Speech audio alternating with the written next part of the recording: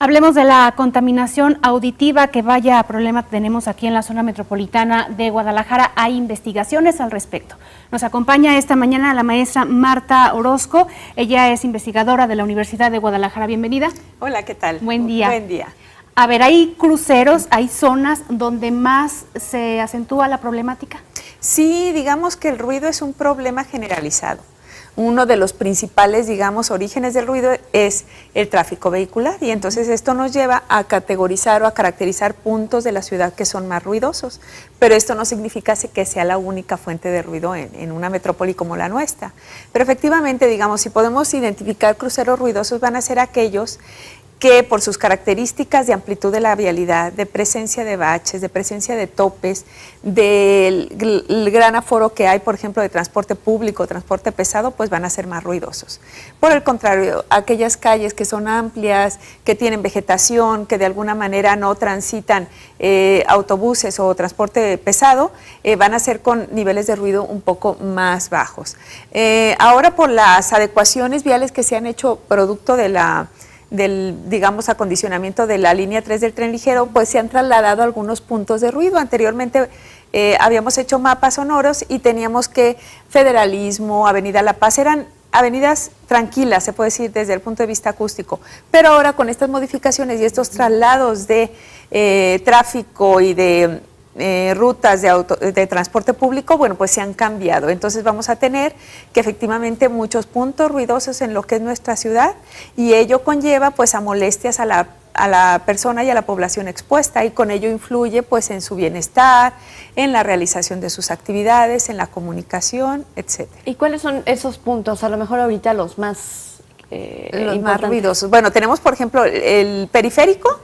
Es una zona particularmente ruidosa y que se complica por la presencia de lo que serían estos muros de concreto que están, digamos, separando los carriles, y ello lo que hace es, digamos, que la onda sonora que está a la altura de los escapes de lo que es el motor de los vehículos, choca con esas superficies de concreto, y lo que hace, al no tener un acondicionamiento acústico como sería lo ideal, incrementa o magnifica el sonido. Entonces vamos a tener, yo creo que todas las personas que vivimos cerca de una vialidad de esta naturaleza o que hemos estado cerca del periférico, nos damos cuenta que el sonido es muy intenso, a veces justamente a causa de ese incremento a partir del mal acondicionamiento acústico que se hace en esta zona. Entonces tenemos también, por ejemplo, las zonas de López Mateos, en diferentes cruces, por ejemplo, donde hay semáforos, puesto que ello implica que el frenado y el arranque de motor incrementa el nivel sonoro. Podemos también identificar que aparte del propio ruido del motor y de la dinámica de la conducción, le podemos agregar el claxon, el mal uso del claxon, que a veces indiscriminadamente hacemos uso de él, pues para, digamos, amenazar, para el estrés, digamos, para todo menos para lo que está hecho. Exactamente, entonces para alertar que ahí voy, no, quítate que ahí voy. Entonces cuestiones como estas que no deberíamos hacer ese uso pues indiscriminado del claxon, le suman mayores condiciones de ruido. Otro aspecto muy importante que tenemos en la obra pública es una amplia generadora, no nada más de ruido, sino también de partículas que pues son una fuente de contaminación, y que esto pues implica una exposición continua a los trabajadores. Ahí tenemos un foco rojo. Ayer que nuestros trabajadores de la construcción celebraban pues su día, pues hay un foco rojo a las autoridades porque es el sector más desprotegido en cuanto a seguridad y protección. Y el ruido pues pasa a un segundo plano, no es algo que a las autoridades le preocupe estar supervisando a los empleados de la construcción su calidad acústica. Y también este crecimiento que se tiene en el desarrollo de la vivienda, que muchas de esas se están construyendo muy cercanas a las fábricas, que desde temprana hora ya están trabajando y ya no descansas, ya te molesta todo el día. Y aparte, bueno, que la construcción que se hace aquí por abaratar costos o porque no está formando parte de una política, no se hace con acondicionamiento acústico. Entonces, otros países han avanzado significativamente en este ámbito, y entonces está regulado la parte de la separación entre viviendas con acondicionamiento acústico. Entonces tenemos superficies que se utilizan para la construcción, que tienen ese amortiguamiento y que no trasladan el ruido a las digamos, habitaciones o a lo que serían las viviendas contiguas. Es que si hay un pleito marital con el vecino, se entera el otro y el otro, sí, ¿no?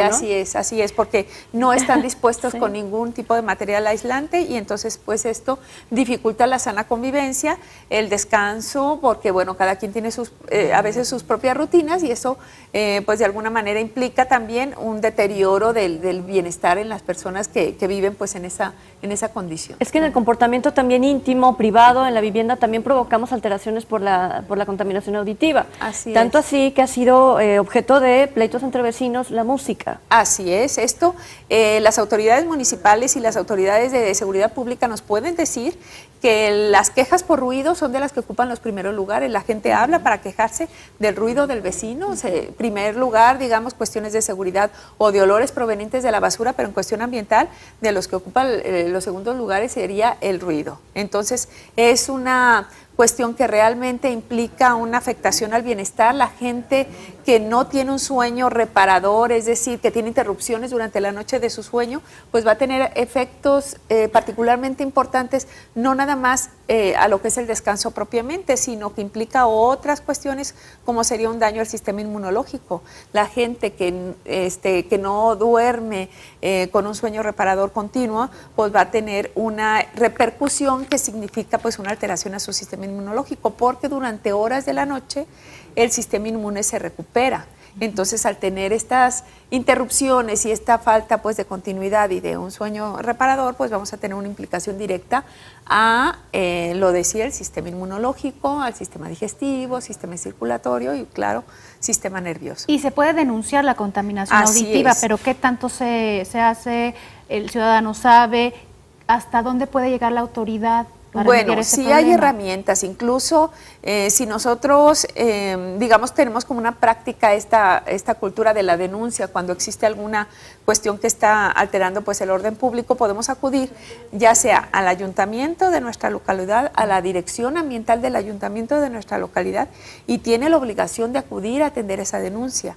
El otro ámbito pudiera ser, si es en horas de la noche, pues a las autoridades de seguridad pública, porque sí, el ruido efectivamente está alterando el orden público y esto representa pues una agresión, se puede decir. Entonces sí estamos en nuestro derecho de denunciar. Claro, tiene otras repercusiones porque lamentablemente pues con nosotros han acudido gente con una impotencia tremenda de que tiene vecinos que llevan otro ritmo de vida, que no les importa, digamos, la convivencia vecinal y ellos llevan su fiesta, llevan su ritmo de actividades y están fastidiándole pues la vida al vecino. Hay gente, por ejemplo, que tiene por sus turnos de trabajo, que tiene que dormir durante la tarde o durante el día por su propia dinámica de trabajo, bueno, pues ve afectada su tranquilidad a causa de esas prácticas que a veces tienen los vecinos y con muy poca conciencia pues de esa cultura de convivencia. ¿Qué urge hacer, además de cambiar la cultura? Que eso, híjole, platicábamos, ¿no? En el primer bloque también de la alimentación, o sea, cómo el mexicano pareciera que en algunos casos se resiste a aprender y a modificar la conducta.